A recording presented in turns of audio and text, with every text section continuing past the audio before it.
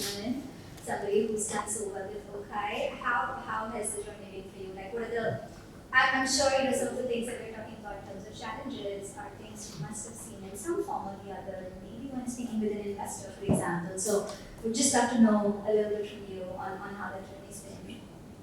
So, like all of us, I also come from a space where our parents didn't raise us any different. But along the line, we did experience certain biases, for sure. I think while building Okai, which was the last 6 years, I was working in villages with rural women, and I started to notice that when you ensure that the woman in the house makes money, she goes and spends it on her son and the daughter equally.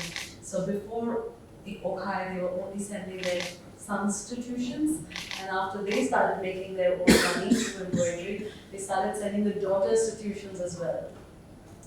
So I think that made me realize that money is a very big, it's life-changing for a woman in all aspects. Even a modern woman in Bombay who's not making her own money has to be submissive to many other demands around her. But if she's making her own money, she can have her own say, right?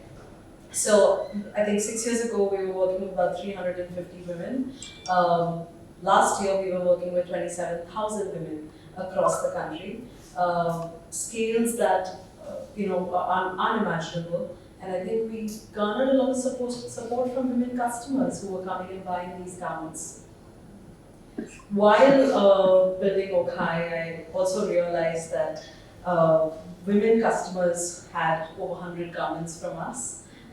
They moved from XL to XS or XS to M, and they had all these wardrobes, all these garments in their wardrobe, which were not utilized.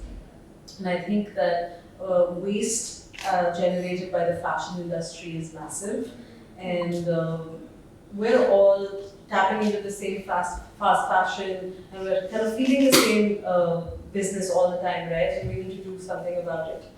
So Relove came in as an output of that. Relove is basically a tech solution that fashion brands can embrace. You go to a website, you do add to cart and buy something. With Relove, you can click on the resell button on a brand's own website and check out. I built this company in the last 1 year. It's a fashion tech company. 50 customers. I fundraised during the middle of the year, and I did all of that pregnant. I was sick half the time. It was horrible. I didn't tell anyone I was pregnant because I was afraid that people are going to be like, hey, why should I give all of this money to this company CEO? I didn't tell anyone because I thought I wouldn't be invited to conferences, panels, and I thought that I didn't want that on my head. And now that the baby's out, I still haven't kind of like declared it, that now I'm a mother, because people would assume that I have to. Now you have. Yeah, now I have, right? And to tell you the truth, I think 1 hour before going into the OT, I was still doing a brand pitch. And the Monday after giving birth, I was back at work, right? And now it's been 2 months, and I'm right here. So I think it's possible for a woman to actually go beyond the expectation that society has set. I know that in many cases we were supposed to stay indoors for 40 days after giving birth in a single room. I think that's not even applicable because modern science and surgeries are very different. I was walking the next day. So I think that you choose your path. I think that for many other women it would be tough, and that that's okay too, if it's tough for you, but if it's not, then that's okay too. So I guess like the journey of building a company and a successful company in this state has really kind of taught me a lot, and I feel like you can trust other women with jobs a lot more now because I think I did it that way, and I understand that all they need is flexibility, which corporate India, it's tough to get, right? It's very tough to get that in a very corporate setting because you check in at 9, you're leaving at 7. If you're not there, you're missing for half an hour. What are you up to even? But I think with flexibility, with work from home, for the last 2 months I've been breastfeeding and my call starts here. And somewhere here I'm on a very professional call and I'm wearing a shirt and a blazer and this baby's hanging right here. So yeah, that's my story. Thank you. Very interesting, very interesting. And I love the fact that you've been so vulnerable and so open to sharing the kind of inhibitions you had about talking to the world about your baby. And I mean, I'm not a mother yet, but I feel like these would be thoughts that would come where you don't want somebody to perceive that, oh, she has additional responsibilities, like how she's going to take care. I remember very back in the day I used to work with this agency and somebody asked me that, oh, we're looking at our resource planning and are you planning to get married? Like, is there going to be anything? And maybe the gentleman was talking just in terms of potential vacation leaves, but the way the question was put forward, it was like, okay, what is this guy asking? So I think that sensitivity across the board, whether it's with people you work with or for yourself to feel confident enough to take those decisions, it's hard, I mean, to say the least. And yeah, I think some corporates are changing. I want to give a shout out to Airbnb. We will work from anywhere. We have flexible work culture, and yeah, it's different. It's different.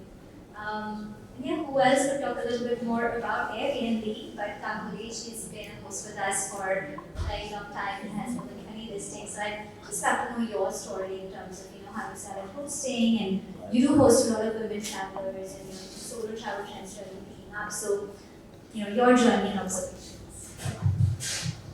Hi.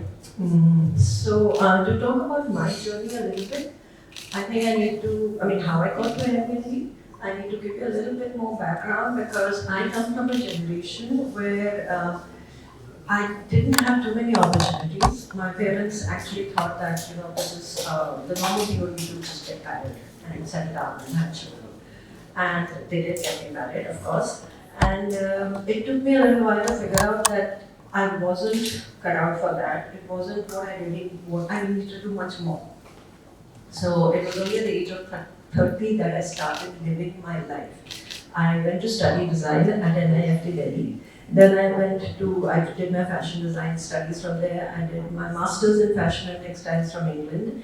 And then I came back and worked. My first job was with JJ Valaya. I worked with him.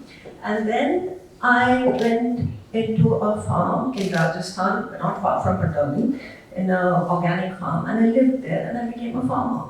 I loved it because to me being close to earth and nature was very meaningful. I really enjoyed that part. Now while I was in Rajasthan, I was inspired by two women, very significant, who played a role and who still play a role in my life. One was a lady called Shrimita Ghosh. She is the founder of the Urmul Trust. And there's another lady called Kavita Srivastav. She is the People Union civil liberties lawyer. She rescues women.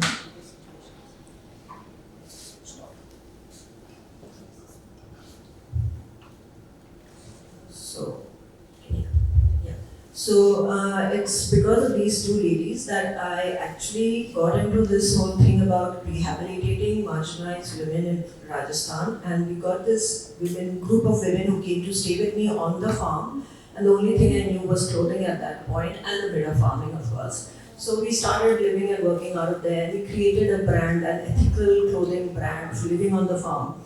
And in 2008, in one of the shows in Paris, we were given out the most ethical social brand of clothing from India award, which was a good recognition. But then I didn't know where to go from there because it was more about giving those women a life so that they could be on their own, to live their life on their own. And slowly, one by one, each one of them started getting into a lot of them wanted to get married, so they got married or they found a suitable job. And it was at that point that I wanted to move on to something beyond that, and I came to Pondicherry. And once in Pondicherry, I fell in love with the architecture, the Franco-Tamil architecture of Banerjee. And that is how my journey into restoration of old houses began. The designer in me now suddenly wanted to rebuild these houses. So I gave my 100% to that, and we started with the first building that we restored was in 2004. We started doing that, and then in 2015 15, it was time for me to the second one, and that is when I started working with a woman contractor. And that was a very big challenge because this young girl, she really wanted to learn heritage construction, reconstruction. So it was a good team. We had lots of fun doing it. And at this point of time, I think we can say that we are a team in terms of restoration of old properties in Pondicherry. And then in 2014, we started People for Pondicherry's Heritage Movement because we wanted Pondicherry to become, retain its, not just its built architectural heritage, but also in every other aspect because it's a very interesting kind of a global, because of Auroville, it has a very interesting global cultural mix. So we thought we really needed to showcase this in a better way. So that's how we started, and this year, right now, the 9th Heritage Festival is going on at the moment. And I think we've been kind of successful in creating that kind of desire in the people to hold on to something beautiful which is there from our past.